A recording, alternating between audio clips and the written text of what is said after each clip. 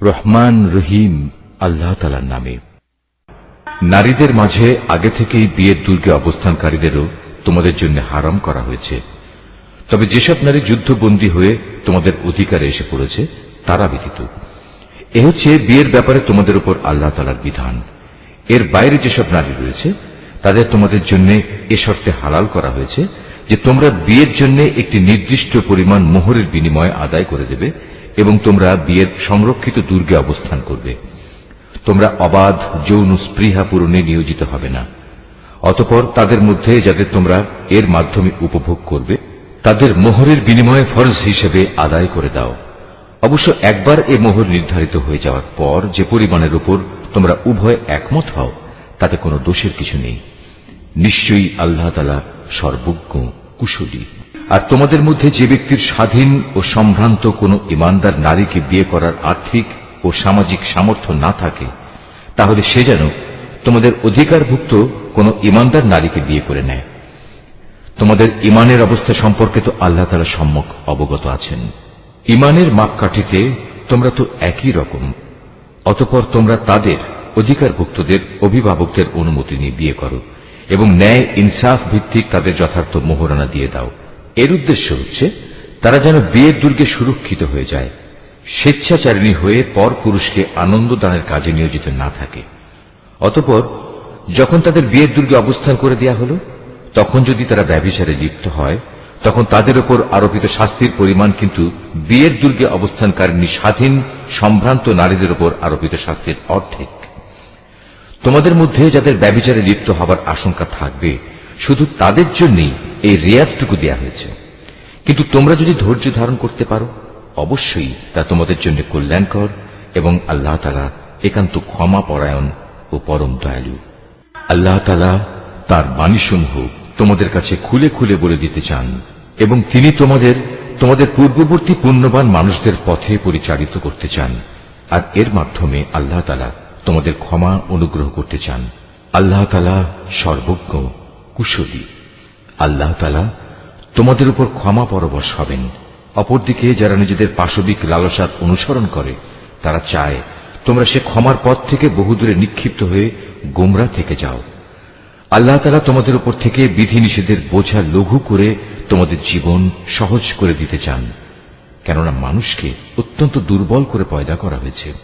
হে মানুষ, তোমরা যারা ঈমান এনেছ কখনো তোমরা একে অপরের ধন সম্পত্তি অন্যায়ভাবে গ্রাস করো না। হ্যাঁ, ব্যবসা বাণিজ্য যা করবে তা পারস্পরিক সম্মতির ভিত্তিতেই করবে এবং কখনো স্বার্থের কারণে একে অপরকে হত্যা করো না। অবশ্যই আল্লাহ তাআলা তোমাদের প্রতি মেহেরবান। যে কেউই বাড়াবাড়ি ও জুলুম করতে গিয়ে এই হত্যার কাজ করে অচিরেই আমি তাকে আগুনে পুড়িয়ে দেব। আর আল্লাহর পক্ষে এ কাজ একেবারেই সহজ, মোটেই কঠিন কিছু নয়। যদি তোমরা সে সমস্ত বড় বড় গুনাহ থেকে বেঁচে থাকো যা থেকে বেঁচে থাকার জন্য তোমাদের নির্দেশ দেওয়া হয়েছে, তাহলে তোমাদের ছোটখাটো গুনাহ আমি এমনিই তোমাদের হিসাব থেকে মুছে দেব এবং অত্যন্ত সম্মানজনক স্থানে আমি তোমাদের পৌঁছে দেব। আল্লাহ তাআলা তোমাদের একজনের তুলনায় আরেকজনকে যা কিছু বেশি দান করেছেন তোমরা তা পাওয়ার লালসা করো না। যা কিছু পুরুষরা উপার্জন করল তা তাদেরই অংশ হবে, আবার নারী যা কিছু অর্জন করল তাও হবে তাদেরই অংশ। তোমরা আল্লাহ তাআলার কাছ থেকে তার অনুগ্রহ পাওয়ার জন্য প্রার্থনা করো। অবশ্যই আল্লাহ তাআলা প্রতিটি বিষয় সম্পর্কে সম্যক ওয়াকিবহাল রয়েছেন। পিতামাতা ও আত্মীয় স্বজনের রেখে যাওয়া সম্পত্তিতে আমি সবার জন্যই অভিভাবক নিযুক্ত করে রেখেছি। যাদের সাথে তোমাদের কোনো চুক্তি কিংবা অঙ্গীকার রয়েছে তাদের পাওনা পুরোপুরি আদায় করে দেবে। আল্লাহ তাআলা অবশ্যই প্রতিটি বিষয়ের উপর সাক্ষী হয়ে আছেন। পুরুষরা হচ্ছে নারীদের কাজকর্মের উপর প্রহরী, তত্ত্বাবধায়ক, কারণ আল্লাহ তাআলা এদের একজনকে আরেকজনের উপর কিছু বিশেষ মর্যাদা প্রদান করেছেন। পুরুষের এই মর্যাদার একটি বিশেষ কারণ হচ্ছে প্রধানত তারাই দাম্পত্য জীবনের জন্য নিজেদের অর্থ সম্পদ ব্যয় করে। অতএব সতীসাধ্যী নারী হবে একান্ত অনুগত। পুরুষদের অনুপস্থিতিতে তারা স্বয়ং আল্লাহর তত্ত্বাবধানে থেকে নিজেদের ইজ্জত, আব্রু ও অন্যান্য সব অদেখা কিছুর রক্ষণাবেক্ষণ করবে। আর যখন কোন নারীর অবাধ্যতার ঔদ্ধত্যের ব্যাপারে তোমরা আশঙ্কা করো তখন তোমরা তাদের ভালো কথার উপদেশ দাও। তা কার্যকর না হলে তাদের সাথে একই বিছানায় থাকা ছেড়ে দাও। তাতেও যদি তারা ভালো না হয় তাহলে চূড়ান্ত ব্যবস্থা হিসেবে তাদের মৃদু প্রহার করো। তবে যদি তারা এমনি অনুগত হয়ে যায় তাহলে তাদের খামোখা কষ্ট দেওয়ার জন্য অজুহাত খুঁজে বেরিও না। অবশ্যই আল্লাহ তাআলা সর্বশ্রেষ্ঠ ও সবার চাইতে মহান। আর যদি তাদের স্বামী স্ত্রী এই দুজনের মাঝে বিচ্ছেদের আশঙ্কা দেখা দেয় তাহলে তার পক্ষ থেকে একজন সালিশ এবং তার স্ত্রীর পক্ষ থেকে একজন সালিশ নিযুক্ত করো। আসলে উভয়ে যদি নিজেদের নিষ্পত্তি চায় তাহলে আল্লাহ তাআলা তাদের পুনরায় মীমাংসায় পৌঁছার তৌফিক দেবেন। আল্লাহ তাআলা নিশ্চয়ই সম্যক জ্ঞানী, সর্ববিষয়ে ওয়াকিবহাল।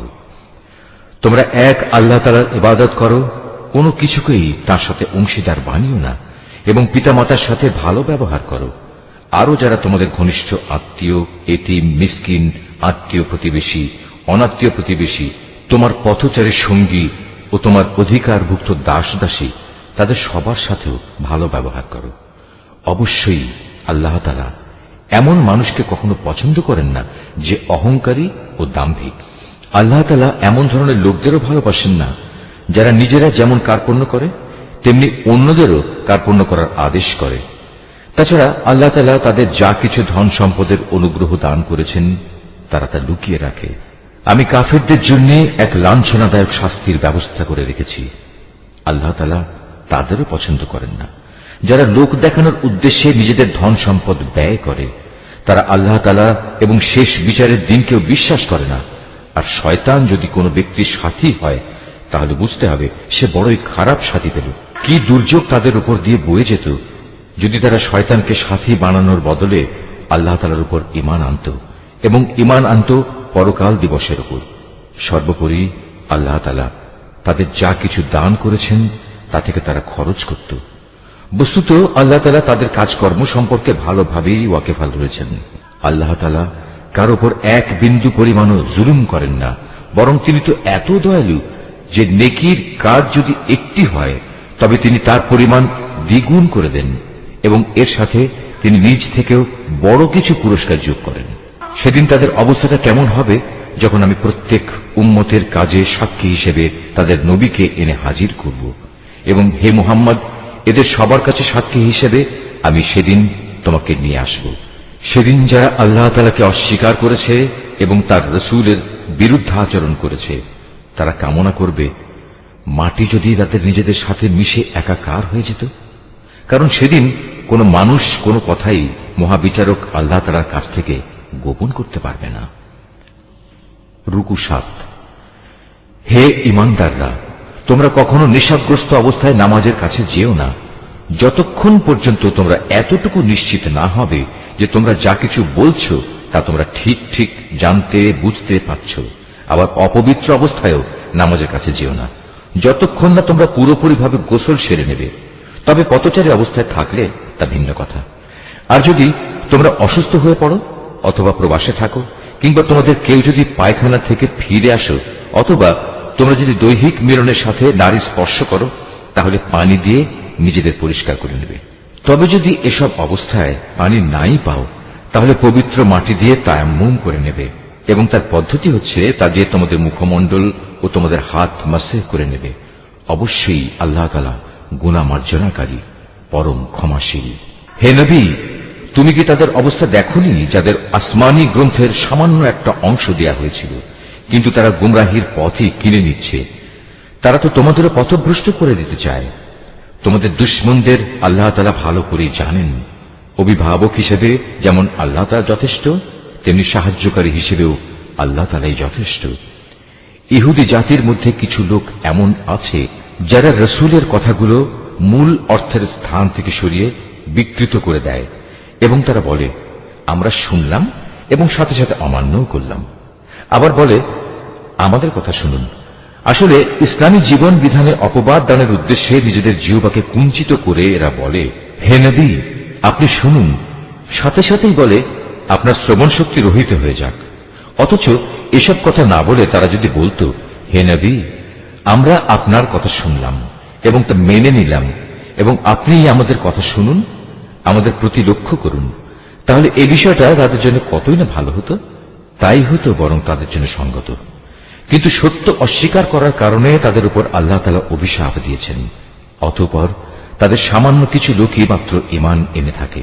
হে মানুষেরা, যাদের কিতাব দেওয়া হয়েছে, তোমরা সেই গ্রন্থের উপর ঈমান আনো যা আমি মুহাম্মাদের উপর নাজিল করেছি।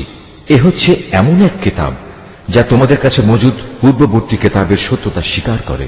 ঈমান আনো সে সময় আসার আগে, যখন আমি পাপিষ্ঠদের চেহারাসমূহ বিকৃত করে তাকে উল্টো দিকে ঘুরিয়ে দেব, অথবা ইহুদিদের পবিত্র দিন শনিবারের অবমাননাকারীদের প্রতি আমি যেভাবে অভিশাপ নাজিল করেছি, তেমনি কোন বড় বিপর্যয় আসার আগেই ঈমান আনো। আর আল্লাহ তাআলার হুকুম সে তো অবধারিত। নিঃসন্দেহে আল্লাহ তাআলা কখনো সে গুনাহ মাফ করবেন না যেখানে তার সাথে কাউকে শরীক করা হয়। এছাড়া অন্য সব গুনাহ তিনি যাকে ইচ্ছা ক্ষমা করে দেন। যে ব্যক্তি আল্লাহর সাথে কাউকে অংশীদার বানালো, সে সত্যি একটা বড় ধরনের মিথ্যা রচনা করল এবং একটা মহা পাপে নিজেকে জড়ালো।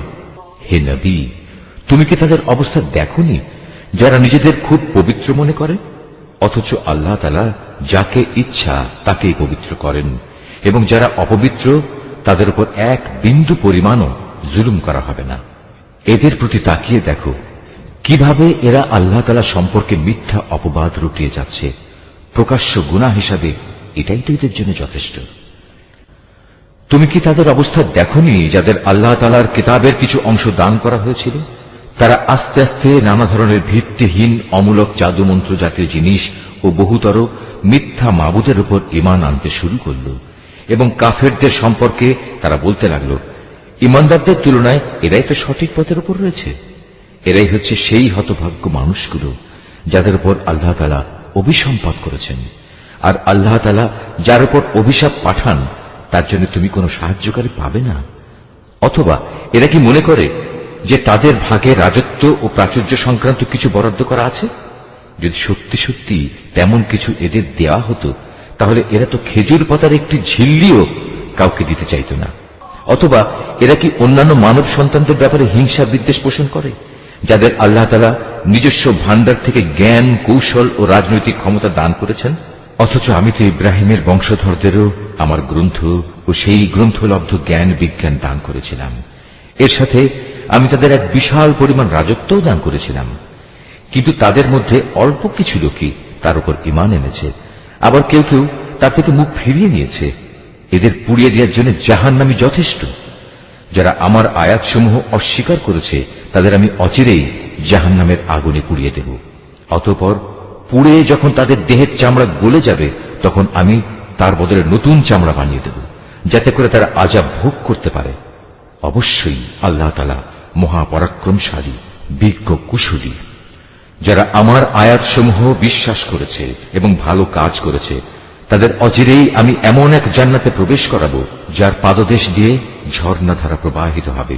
সেখানে তারা থাকবে চিরকাল। তাদের জন্য থাকবে পূত পবিত্র সঙ্গী ও সঙ্গিনীরা। সর্বোপরি আমি তাদের এক চিরস্নিগ্ধ ছায়ায় প্রবেশ করিয়ে দেব।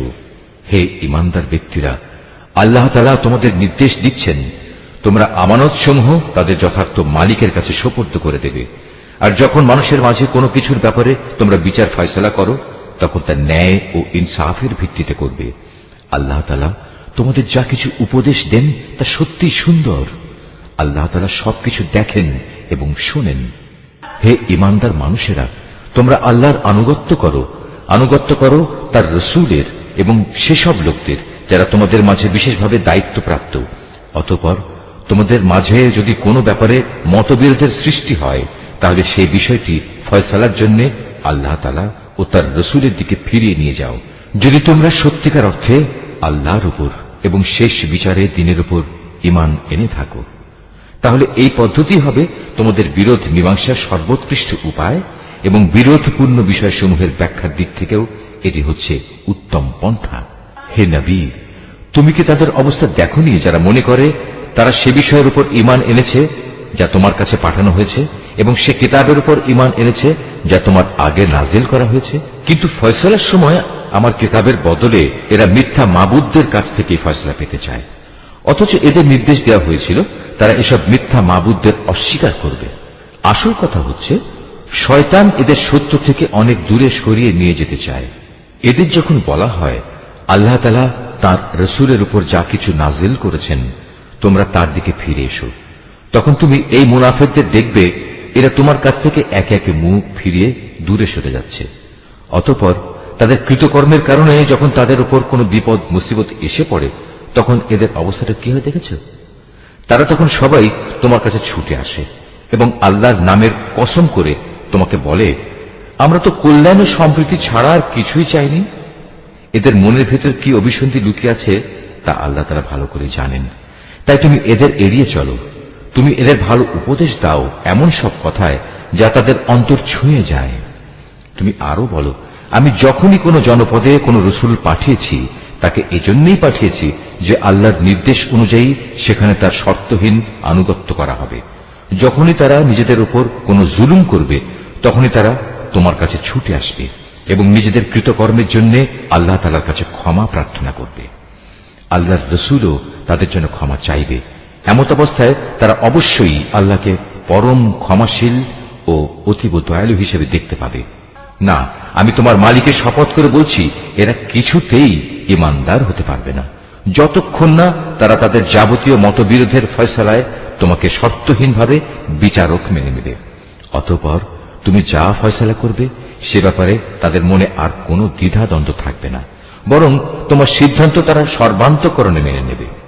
আমি যদি তাদের উপর এ আদেশ জারি করতাম যে তোমরা নিজেদের জীবন বিসর্জন দাও অথবা তোমরা নিজেদের ভিটে মাটি ছেড়ে অন্যত্র চলে যাও, তাহলে তাদের মধ্যে সামান্য সংখ্যক মানুষই তা করত।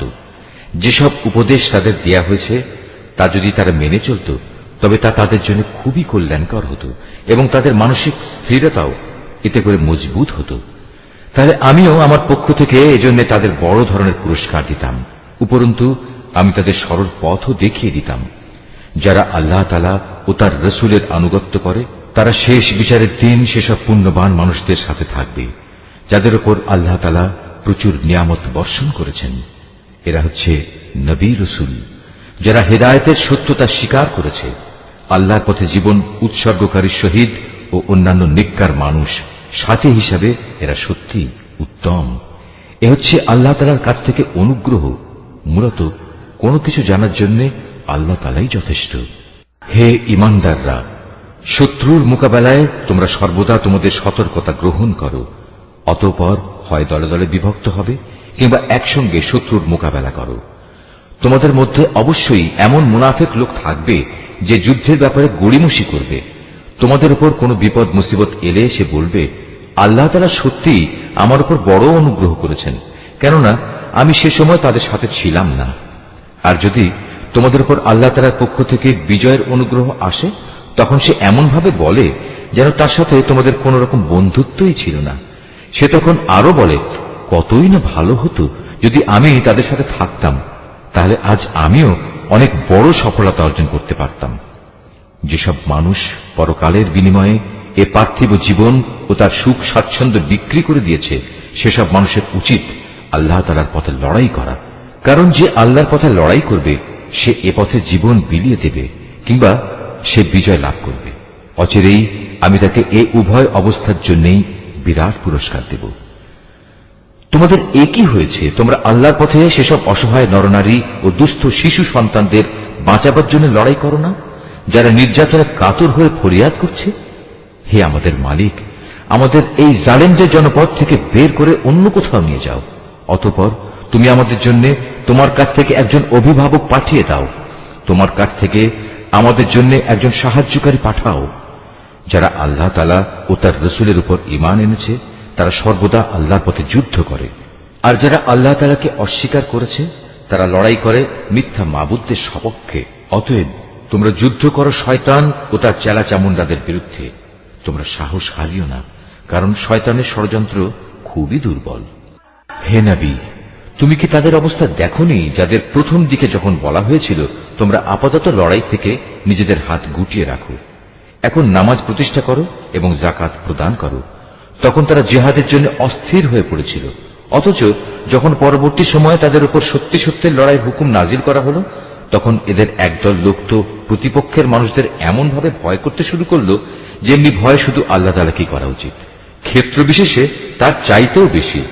তারা আরো বলতে শুরু করলো, হে আমাদের মালিক, তুমি আমাদের উপর যুদ্ধের এ হুকুম এত তাড়াতাড়ি জারি করতে গেলে কেন? কত ভালো হতো যদি তুমি আমাদের সামান্য কিছুটা অবকাশ দিতে।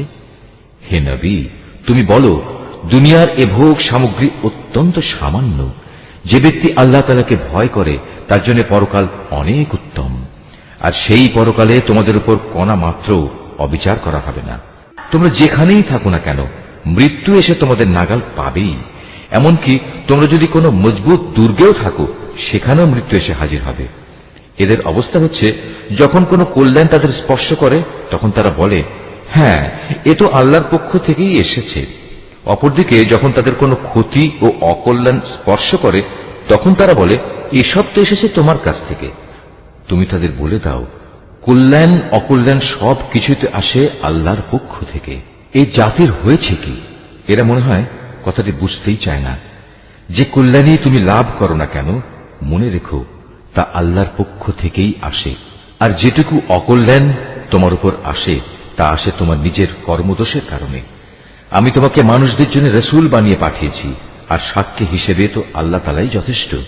যে ব্যক্তি রসুলের আনুগত্য করে সে যেন আল্লাহরই আনুগত্য করে, আর যে ব্যক্তি তার আনুগত্য থেকে মুখ ফিরিয়ে নেয় তাদের উপর মনে রেখো আমি তোমাকে প্রহরী বানিয়ে পাঠাইনি। তারা মুখে মুখে বলে, আমরা তোমার আনুগত্য স্বীকার করি, কিন্তু তারা যখন তোমার কাছ থেকে দূরে সরে যায় তখন তাদের একদল লোক রাতের অন্ধকার সময়ে একত্রিত হয়ে ঠিক তুমি যা বলো তার বিরুদ্ধেই সলা পরামর্শ করে বেড়ায়। তারা রাতের বেলায় যা কিছু করে আল্লাহ তাআলা সেসব কর্মকাণ্ডগুলো ঠিক মতোই লিখে রাখছেন। অতএব তুমি এদের উপেক্ষা করে চলো এবং সর্ববিষয়ে শুধু আল্লাহ তাআলার উপরই ভরসা রাখো। অভিভাবক হিসেবে তো আল্লাহ তাআলাই যথেষ্ট। এরা কি কোরআন ও তার সূত্র নিয়ে চিন্তা গবেষণা করে না? এই গ্রন্থটা যদি আল্লাহ তাআলা ছাড়া অন্য কারো কাছ থেকে আসত তাহলে তাতে অবশ্যই তারা অনেক গরমিল দেখতে পেত। এদের কাছে যখনই নিরাপত্তা কিংবা ভয়ের কোনো খবর আসে তখন সত্য মিথ্যা না জেনেই এরা তা প্রচার করে বেড়ায়। অথচ তারা যদি এ জাতীয় খবর আল্লাহর রসুল এবং তাদের দায়িত্বপ্রাপ্ত ব্যক্তিকে জানিয়ে দিত তাহলে এমন সব লোকেরা তা জানতে পারত যারা তাদের মধ্যে থেকে সেই খবরের যথার্থতা যাচাই করতে পারত। যদি তোমাদের উপর আল্লাহর অনুগ্রহ না থাকত তাহলে এ প্রচারণার ফলে হাতে গোনা কিছু লোক ছাড়া তোমাদের অধিকাংশ লোকই শয়তানের অনুসারী হয়ে যেত। অতএব হে নবী, তুমি আল্লাহর পথে লড়াই করো, কেননা তোমাকে শুধু তোমার কাজকর্মের জন্যই দায়ী করা হবে এবং তুমি তোমার সাথী মোমেনদের আল্লাহ তাআলার পথে লড়াই করতে উদ্বুদ্ধ করতে থাকো। আল্লাহ তাআলা হয়তো অচিরেই এ কাফেরদের শক্তি চূর্ণ বিচূর্ণ করে দেবেন, কারণ আল্লাহ তাআলা শক্তিতে প্রবলতর, আবার শাস্তি দানেও তিনি কঠোরতর। যদি তার জন্য কোনো ব্যক্তি কোনো ভালো কাজে সুপারিশ করে তাহলে তাতে অবশ্যই তার অংশ থাকবে, আবার যে ব্যক্তি কোনো অন্যায় কাজের ব্যাপারে সুপারিশ করবে তাহলে তার সৃষ্ট অকল্যাণেও তার সমপরিমাণ অংশ থাকবে। আল্লাহ তাআলাই তোমাদের সব ধরনের কাজের একক নিয়ন্ত্রণকারী। যখন তোমাদের সালাম দ্বারা অভিবাদন জানানো হয় তখন তোমরা তার চাইতে উত্তম পন্থায় তার জবাব দাও। উত্তম ভাবে না হলেও কমপক্ষে যতটুকু সে দিয়েছে ততটুকুই ফেরত দাও। অবশ্যই আল্লাহ তাআলা সব কিছুর পুঙ্খানুপুঙ্খ হিসাব রাখেন। আল্লাহ তাআলা এক মহান সত্তা, তিনি ছাড়া দ্বিতীয় কোনো মাবুদ নেই। অবশ্যই তিনি তোমাদের কিয়ামতের দিন এক জায়গায় জড়ো করবেন। সেদিনের ব্যাপারে কোনো রকম সন্দেহ নেই। আর এমন কে আছে যে আল্লাহ তাআলার চাইতে বেশি সত্য কথা বলতে পারে? এ কি হলো তোমাদের? তোমরা মুনাফিকদের ব্যাপারে দুদলে বিভক্ত হয়ে গেলে, বিশেষ করে যখন স্বয়ং আল্লাহ তাআলাই তাদের কৃতকর্মের জন্য তাদের উপর অভিশাপ নাজিল করেছেন। আল্লাহ তাআলা যাদের পথভ্রষ্ট করে দিয়েছেন তোমরা কি তাদের সঠিক পথে আনতে চাও? বস্তুত আল্লাহ তাআলা যাকে পথভ্রষ্ট করেন তার জন্য তুমি কোনো পথে খুঁজে পাবে না। তারা তো এটাই কামনা করে যে তারা যেভাবে কুফরি করেছে তোমরাও তেমনি কুফরি করো, তাহলে তোমরা উভয়ে একই রকম হয়ে যেতে পারো। কাজেই তুমি তাদের মধ্যে থেকে কাউকেও নিজের বন্ধুরূপে গ্রহণ করো না, যতক্ষণ না তারা আল্লাহ তাআলার পথে নিজেদের ভিটে মাটি ছেড়ে ঈমানের প্রমাণ না দেবে। আর যদি তারা হিজরতের এই কাজটি না করে তাহলে তোমরা তাদের যেখানেই পাবে গ্রেফতার করবে এবং যুদ্ধরত শত্রুদের সহযোগিতা করার জন্য তাদের হত্যা করবে। আর কোনো অবস্থায় তাদের মধ্যে থেকে কাউকে তোমরা বন্ধু ও সাহায্যকারী হিসেবে গ্রহণ করো না। অবশ্য তাদের কথা আলাদা, যারা তোমাদের সাথে চুক্তিবদ্ধ কোনো একটি সম্প্রদায়ের সাথে এসে মিলিত হবে। আবার তাদের ব্যাপারও নয়, যারা তোমাদের সামনে এমন মানসিক অবস্থা নিয়ে আসে যে মূলত তাদের অন্তর তোমাদের সাথে যেমনি লড়াই করতে বাধা দেয়, তেমনি নিজেদের জাতির বিরুদ্ধেও তাদের লড়াই করতে বাধা দেয়। অপরদিকে আল্লাহ তাআলা যদি চাইতেন, তিনি তোমাদের উপর এদের ক্ষমতাবান করে দিতে পারতেন। তেমন অবস্থায় তারা অবশ্যই তোমাদের সাথে লড়াই করত। অতএব এরা যদি তোমাদের কাছ থেকে আলাদা হয়ে যায়, ময়দানের লড়াই থেকে বিরত থাকে এবং তোমাদের কাছে শান্তি ও সন্ধির প্রস্তাব পাঠায়, তাহলে তাদের বিরুদ্ধে অভিযানের কোন পন্থাই আল্লাহ তাআলা তোমাদের জন্য উন্মুক্ত রাখেননি। এই মুনাফিকদের মাঝে তোমরা এমন আরেক দল পাবে, যারা তোমাদের দিক থেকে যেমন শান্তি ও নিরাপত্তা পেতে চায়, তেমনি তারা তাদের নিজেদের জাতির কাছ থেকেও নিরাপত্তা ও নিশ্চয়তা পেতে চায়। কিন্তু এদের যখনই কোনো বিপর্যয় সৃষ্টির কাজের দিকে ডাক দেয়া হবে, তখন সাথে সাথেই এরা তোমাদের বিরুদ্ধে ঝাঁপিয়ে পড়বে। এরা যদি সত্যিই তোমাদের সাথে যুদ্ধ করা থেকে সরে না দাঁড়ায় এবং কোনো শান্তি ও সন্ধি প্রস্তাব তোমাদের কাছে পেশ না করে এবং নিজেদের অস্ত্র সংবরণ না করে, তাহলে তাদের তোমরা যেখানেই পাবে গ্রেফতার করবে এবং চরম বিদ্রোহের জন্য তাদের তোমরা হত্যা করবে। মূলত এরাই হচ্ছে সেসব লোক যাদের উপর আমি তোমাদের সুস্পষ্ট ক্ষমতা দান করেছি। এটা কোনো ইমানদার ব্যক্তির কাজ নয় যে সে আরেকজন ইমানদার ব্যক্তিকে হত্যা করবে। অবশ্য ভুলবশত করে ফেললে তা সম্পূর্ণ ভিন্ন কথা। যদি কোনো ইমানদার ব্যক্তি আরেকজন ইমানদার ব্যক্তিকে ভুল করে হত্যা করে, তাহলে তার বিনিময় হচ্ছে সে একজন দাস মুক্ত করে দেবে এবং তার সাথে নিহত ব্যক্তির পরিবার পরিজনকে তার রক্তের ন্যায়সঙ্গত মূল্য পরিশোধ করে দেবে। তবে নিহত ব্যক্তির পরিবারের লোকেরা যদি রক্তমূল্য মাফ করে দেয়, তবে তা স্বতন্ত্র কথা।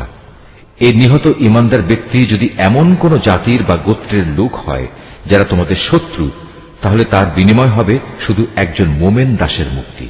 অপরদিকে নিহত ব্যক্তি যদি এমন এক সম্প্রদায়ের কেউ হয়ে থাকে যাদের সাথে তোমাদের কোনো সন্ধি চুক্তি বলবৎ আছে, তবে তার রক্তের মূল্য আদায় করা ও একজন ইমানদার দাসের মুক্তিও অপরিহার্য।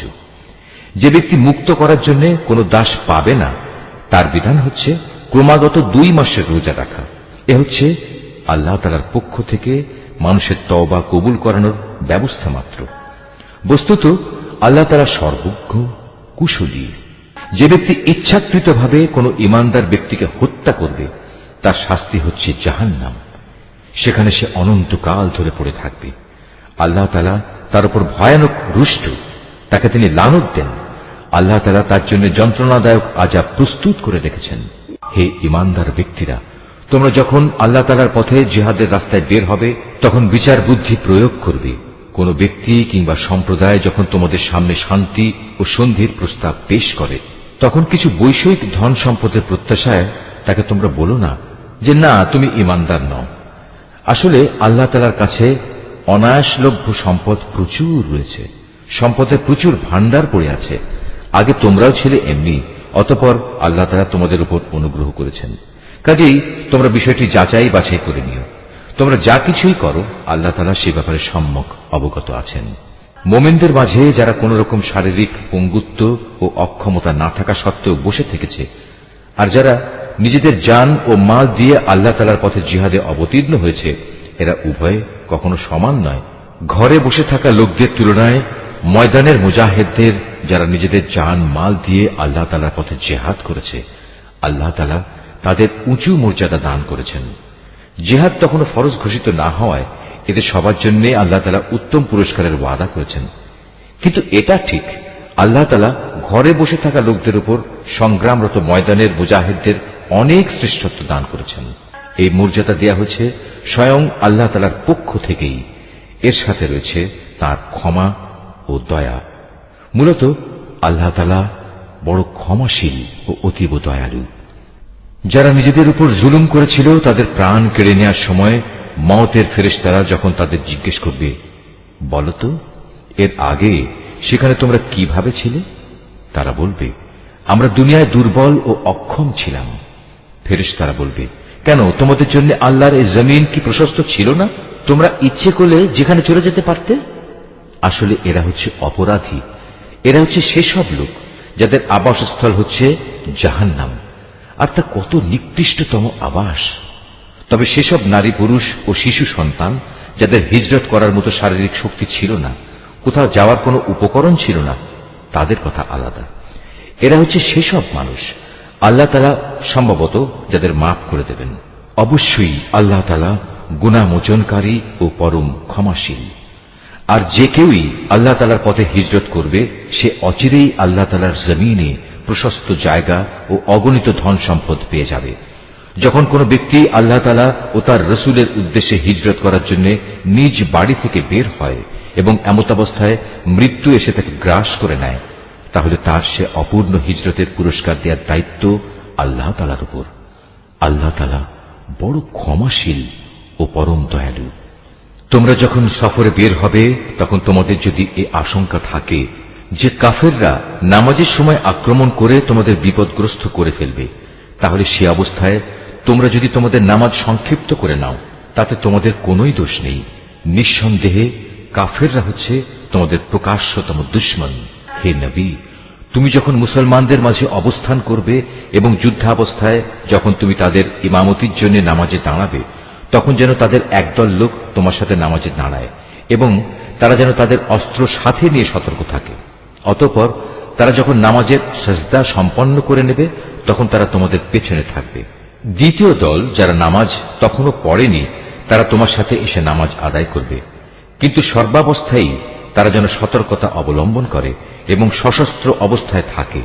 কারণ কাফেররা তো এই সুযোগটুকুই চায় যে যদি তোমরা তোমাদের মাল সামানা ও অস্ত্রশস্ত্র সম্পর্কে একটু অসাবধান হয়ে যাও, যাতে তারা তোমাদের উপর আকস্মিকভাবে ঝাঁপিয়ে পড়তে পারে।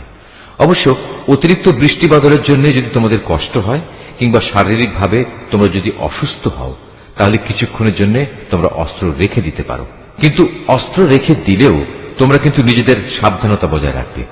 অবশ্যই আল্লাহ তাআলা কাফেরদের জন্য এক অপমানকর আযাব নির্দিষ্ট করে রেখেছেন। অতঃপর তোমরা যখন নামাজ শেষ করে নেবে তখন দাঁড়িয়ে, বসে এবং শুয়ে তথা সর্বাবস্থায় আল্লাহ তাআলাকে স্মরণ করতে থাকবে। এরপর যখন তোমরা পুরোপুরি স্বস্তি বোধ করবে তখন যথারীতি নামাজ আদায় করবে। অবশ্যই নামাজ ঈমানদারদের উপর সুনির্দিষ্ট সময়ের সাথেই ফরজ করা হয়েছে। কোন শত্রু দলের পেছনে ধাওয়া করার সময় তোমরা বিন্দু মাত্র মনোবল হারিও না। তোমরা যদি কষ্ট পেয়ে থাকো তাহলে জেনে রেখো তারাও তো তোমাদের মতো কষ্ট পাচ্ছে, কিন্তু তোমরা আল্লাহ তাআলার কাছ থেকে যে জান্নাত আশা করো তারা তো তা করে না। নিশ্চয়ই আল্লাহ তাআলা সর্বজ্ঞ, কুশলী। অবশ্যই আমি সত্য দ্বীনের সাথে তোমার উপর এই গ্রন্থ নাজিল করেছি, যাতে করে আল্লাহ তাআলা তোমাকে যা জ্ঞানের আলো দেখিয়েছেন তার আলোকে তুমি মানুষদের বিচার মীমাংসা করতে পারো।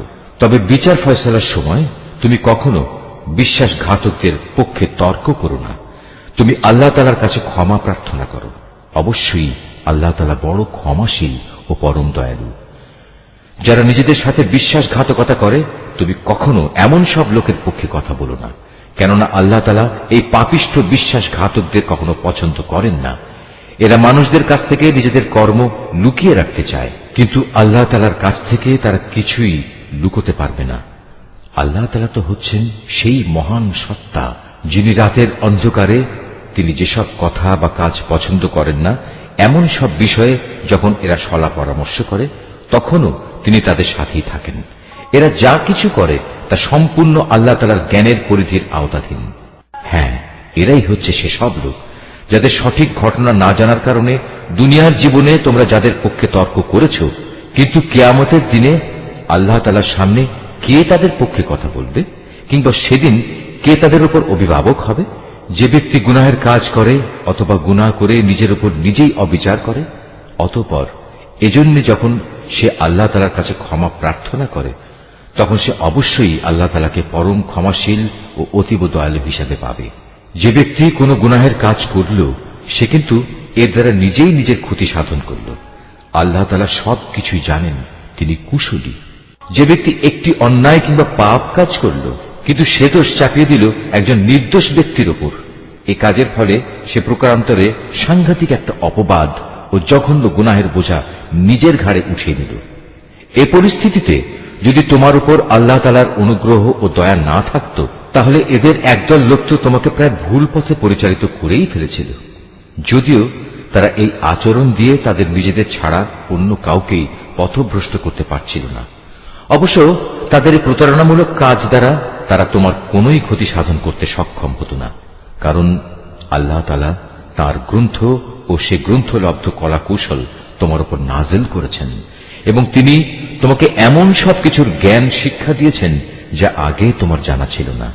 তোমার উপর আল্লাহ তাআলার অনুগ্রহ ছিল অনেক বড়। এদের অধিকাংশ গোপন সলা পরামর্শের ভেতরই কোনো কল্যাণ নিহিত নেই। তবে যদি কেউ এর দ্বারা কাউকে কোনো দান খয়রাত, সৎ কাজ ও অন্য মানুষের মাঝে শান্তি ও সম্প্রীতি স্থাপনের আদেশ দেয়, তা ভিন্ন কথা।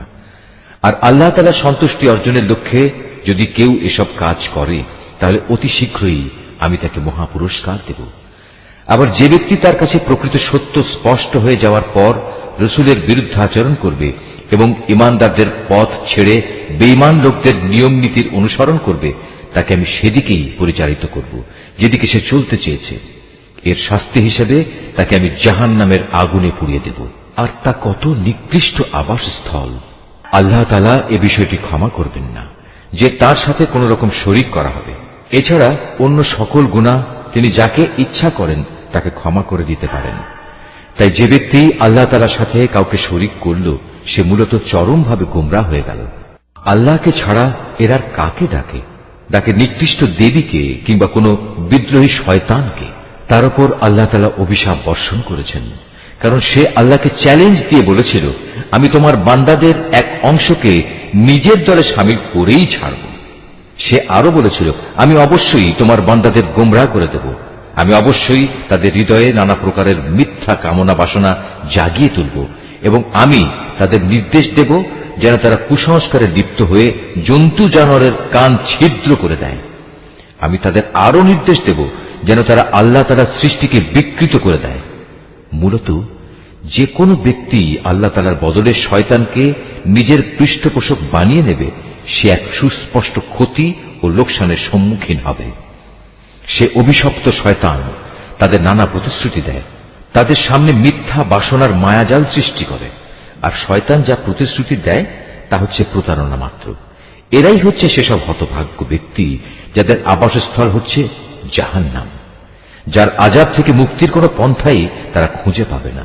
অপরদিকে যারা শয়তানের প্রতিশ্রুতি উপেক্ষা করে আল্লাহ তাআলার উপর ঈমান আনবে এবং ভালো কাজ করবে, তাদের আমি অচিরেই এমন এক জান্নাতে প্রবেশ করাবো যার তলদেশ দিয়ে ঝর্ণাধারা বইতে থাকবে।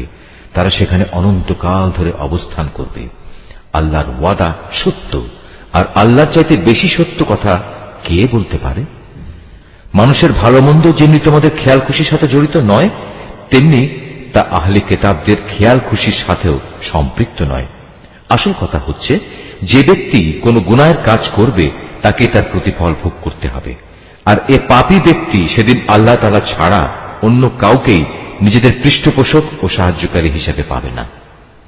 পক্ষান্তরে যে ব্যক্তি কোনো ভালো কাজ করবে, নর কিংবা নারী, সে যদি ঈমানদার অবস্থায় তা সম্পাদন করে, তাহলে সে এবং তার মতো সব লোক অবশ্যই জান্নাতে প্রবেশ করবে। পুরস্কার দেওয়ার সময় তাদের উপর বিন্দু মাত্র অবিচার করা হবে না। তার চাইতে উত্তম জীবন বিধান আর কার হতে পারে যে আল্লাহ তাআলার নির্দেশের সামনে মাথা নত করে দেয়? মূলত সেই হচ্ছে নিষ্ঠাবান ব্যক্তি। তদুপরি সে নিষ্ঠার সাথে ইব্রাহিমের আদর্শ মেনে চলে, আর আল্লাহ তাআলা ইব্রাহিমকে স্বীয় বন্ধুরূপে গ্রহণ করেছেন। আসমান ও জমিনে যা কিছু আছে তার সবকিছুই আল্লাহ তাআলার জন্য, আর আল্লাহ তাআলা তাঁর ক্ষমতা দিয়ে সবকিছুই পরিবেষ্টন করে আছেন। হে নবী, তারা তোমার কাছে নারীদের ব্যাপারে সিদ্ধান্ত জানতে চায়। তুমি তাদের বলো, আল্লাহ তাআলা তাদের ব্যাপারে তোমাদের জানিয়ে দিচ্ছেন, তা সেই এতিম নারীদের সম্পর্কিত ব্যাপার, আর এই কিতাব থেকে যা কিছু তোমাদের উপর পঠিত হচ্ছে। আল্লাহ তাআলা তাদের জন্য যেসব অধিকার দান করেছেন যা তোমরা আদায় করতে চাও না, অথচ তোমরা তাদের বিয়ে ঠিকই করতে চাও। অসহায় শিশু সন্তান ও এতিমদের ব্যাপারে তোমাদের বলা হচ্ছে, তোমরা যেন সুবিচার কায়েম করো। তোমরা যেটুকু সৎ কাজই করো, আল্লাহ তাআলা তার সবকিছু সম্পর্কেই সম্যকভাবে অবহিত রয়েছেন। যদি কোনো স্ত্রীলোক তার স্বামীর কাছ থেকে দুর্ব্যবহার কিংবা অবজ্ঞার আশঙ্কা করে, তাহলে সে অবস্থায় পারস্পরিক ভালোর জন্য আপোষ নিষ্পত্তি করে নিলে তাদের উপর এতে কোনো দোষ নেই, কারণ সর্বাবস্থায় আপোষ মীমাংসার পন্থাই হচ্ছে উত্তম পন্থা। কিন্তু সমস্যা হচ্ছে, মানুষ আপোষ করতে গেলে লালসার দিকেই বেশি পরিমাণে ধাবিত হয়ে পড়ে। কিন্তু তোমরা যদি সততার পন্থা অবলম্বন করো এবং শয়তানের কাছ থেকে নিজেকে রক্ষা করো, তাহলে সেটাই তোমাদের জন্য ভালো। কারণ আল্লাহ তাআলা তোমাদের সব কর্মকাণ্ড অবলোকন করে থাকেন। তোমরা কখনো একাধিক স্ত্রীদের মাঝে ইনসাফ করতে পারবে না, যদিও মনে প্রাণে তোমরা তা চাইবে। তাই তাদের একজনের দিকে তুমি এমন ভাবে ঝুঁকে পড়ো না যে দেখে মনে হবে আরেকজনকে ঝুলন্ত অবস্থায় রেখে দিয়েছ। তোমরা যদি সংশোধনের চেষ্টা করো এবং আল্লাহ তাআলাকে ভয় করো, তাহলে তুমি দেখবে আল্লাহ তাআলা অতি ক্ষমাশীল ও পরম দয়ালু। অতঃপর যদি সত্যি সত্যি তারা একে অপরের কাছ থেকে বিচ্ছিন্ন হয়ে যায়, তাহলে আল্লাহ তাআলা তার ভান্ডার থেকে দান করে তাদের সবাইকে পারস্পরিক মুখাপেক্ষিতা থেকে রেহাই দেবেন। আল্লাহ তাআলা নিঃসন্দেহে প্রাচুর্যময় ও প্রশংসা ভাজন। আসমান জমিনে যা কিছু আছে সবই আল্লাহ তাআলার জন্য। তোমাদের আগেও যাদের কাছে কিতাব নাজিল করা হয়েছিল, তাদের আমি এ নির্দেশ দিয়েছিলাম যেন তারা আল্লাহ তাআলাকে ভয় করে। আমি তোমাদেরও নির্দেশ দিচ্ছি। আর যদি তোমরা আল্লাহকে অস্বীকার করো, তাহলে জেনে রেখো আকাশ পাতালে যা কিছু আছে সবকিছুই তো আল্লাহ তাআলার জন্য। আল্লাহ তাআলা বেনিয়াজ, সব প্রশংসা তাঁরই প্রাপ্য। অবশ্যই আসমান জমিনের সব কয়টি জিনিসের মালিকানা তাঁর। যাবতীয় কর্ম সম্পাদনে আল্লাহ তাআলাই যথেষ্ট। হে মানুষ, তিনি চাইলে যে কোনো সময় জমিনের কর্তৃত্ব থেকে তোমাদের অপসারণ করে অন্য কোন সম্প্রদায়কে এনে বসিয়ে দিতে পারেন। এ কাজে তিনি অবশ্যই ক্ষমতাবান। তোমাদের মধ্যে যে ব্যক্তি এ দুনিয়াতেই তার পুরস্কার পেতে চায়, তার জেনে রাখা উচিত আল্লাহ তাআলার কাছে তো ইহকাল পরকাল এ উভয় কালের পুরস্কারই রয়েছে। আল্লাহ তাআলা তো সবকিছু শোনেন এবং সবকিছুই দেখেন। হে ঈমানদাররা, তোমরা সর্বদাই ইনসাফের উপর দৃঢ়ভাবে প্রতিষ্ঠিত থেকো এবং আল্লাহ তাআলার জন্য সত্যের সাক্ষী হিসেবে নিজেকে পেশ করো। যদি এ কাজটি তোমরা নিজের পিতামাতার কিংবা নিজের আত্মীয় স্বজনের উপরেও আসে, তবুও তা তোমরা মনে রাখবে, সে ব্যক্তি ধনী হোক কিংবা গরিব, এটা কখনো দেখবে না। কেননা তাদের উভয়ের চাইতে আল্লাহ তাআলার অধিকার অনেক বেশি। অতএব তুমি কখনো ন্যায় বিচার করতে নিজের খেয়াল খুশির অনুসরণ করো না। যদি তোমরা পেঁচানো কথা বলো কিংবা সাক্ষ্য দেয়া থেকে বিরত থাকো, তাহলে জেনে রাখবে তোমরা যা কিছুই করো না কেন আল্লাহ তাআলা তার যথার্থ খবর রাখেন। হে ঈমানদার ব্যক্তিরা, তোমরা ঈমান আনো আল্লাহর উপর, তার রসুলের উপর, সে কিতাবের উপর যা আল্লাহ তাআলা তার রসুলের উপর নাজিল করেছেন, এবং সেসব কিতাবের উপর যা ইতিপূর্বে তিনি নাজিল করেছেন। আর যে ব্যক্তি আল্লাহ তাআলাকে অস্বীকার করল তার ফেরেশতাদের, তার পাঠানো কিতাবসমূহ, তার নবী রসুলদের ও পরকাল দিবসকে, বুঝতে হবে সে ভীষণভাবে পথভ্রষ্ট হয়ে গেছে।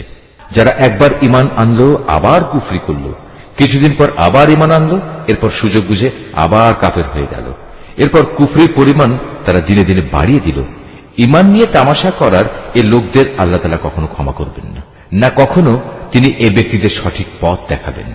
হে নবী, মুনাফিক ব্যক্তিদের তুমি সুসংবাদ দাও যে তাদের জন্য ভয়াবহ আযাব রয়েছে, যারা দুনিয়ার ফায়দার জন্য ঈমানদারদের বদলে কাফেরদের বন্ধু হিসেবে গ্রহণ করেছে। তারা কি এর দ্বারা এদের কাছ থেকে কোন রকম মান সম্মানের প্রত্যাশা করে? অথচ সবটুকু মান সম্মান তো আল্লাহ তাআলার জন্যই নির্দিষ্ট। আল্লাহ তাআলা ইতিপূর্বেও এ কিতাবের মাধ্যমে তোমাদের উপর আদেশ নাজিল করেছিলেন যে তোমরা যখন দেখবে কাফেরদের কোন বৈঠকে আল্লাহ তাআলা নাজিল করা কোন আয়াত অস্বীকার করা হচ্ছে এবং তার সাথে ঠাট্টা বিদ্রূপ করা হচ্ছে, তখন তোমরা তাদের সাথে এ ধরনের মজলিসে বসো না, যতক্ষণ না তারা অন্য কোনো আলোচনায় লিপ্ত হয়। এমনটি করলে অবশ্যই তোমরা তো তাদের মতো হয়ে গেলে। জেনে রেখো আল্লাহ তাআলা অবশ্যই সব কাফের ও মুনাফিকদের জাহান্নামে একত্রিত করে ছাড়বেন। যারা সবসময় তোমাদের শুভ দিনের প্রতীক্ষায় থাকে, যদি আল্লাহ তাআলার অনুগ্রহে তোমাদের বিজয় আসে, তখন এরা কাছে এসে বলবে, কেন আমরা কি এই যুদ্ধে তোমাদের পক্ষে ছিলাম না?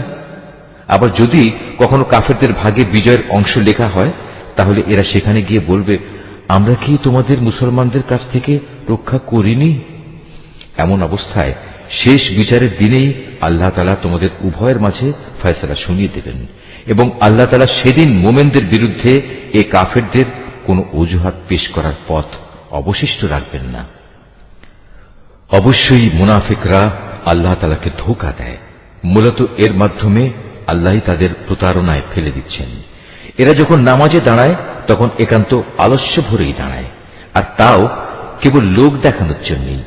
এরা আল্লাহ তাআলাকে আসলে কমই স্মরণ করে। এরা কুফরি ও ইমানের এর দুটানায় দোদুল্যমান। এরা না এদিকে না ওদিকে। তুমি সে ব্যক্তিকে কখনো সঠিক পথ দেখাতে পারবে না যাকে আল্লাহ তাআলাই গুমরাহ করে দেন। হে ইমানদার বান্দারা, তোমরা ইমানদার ব্যক্তিদের বাদ দিয়ে কাফেরদের নিজেদের বন্ধুরূপে গ্রহণ করো না। তোমরা কি তাদের বন্ধুরূপে গ্রহণ করে আল্লাহ তাআলার কাছে তোমাদের বিরুদ্ধে কোন সুস্পষ্ট প্রমাণ তুলে দিতে চাও? এ কাফের ও মুনাফিকরা জাহান্নামের সর্বনিম্ন স্তরে অবস্থান করবে। তুমি সেদিন তাদের জন্য কোনো সাহায্যকারী খুঁজে পাবে না। তবে তাদের কথা আলাদা, যারা তওবা করে এবং পরবর্তী জীবন সংশোধন করে নেয়, আল্লাহ তাআলার রশি শক্ত করে ধরে রাখে এবং একমাত্র আল্লাহ তাআলার উদ্দেশ্যেই স্বীয় জীবন বিধান একনিষ্ঠ করে নেবে। এসব লোকেরা অবশ্যই সেদিন বিশ্বাসী বান্দাদের সাথে অবস্থান করবে, আর অচিরেই আল্লাহ তাআলা তার ঈমানদার বান্দাদের বড় ধরনের পুরস্কার দেবেন। তোমরাই বলো, আল্লাহ তাআলা কি খামোখা তোমাদের শাস্তি দেবেন যদি তোমরা তার প্রতি কৃতজ্ঞতা আদায় করো এবং তার উপর ঈমান আনো? বস্তুত আল্লাহ তাআলা হচ্ছেন সর্বোচ্চ পুরস্কার দাতা, সম্যক ওয়াকিবহাল। নিশ্চয়ই আল্লাহ যা বলেছেন সত্য বলেছেন।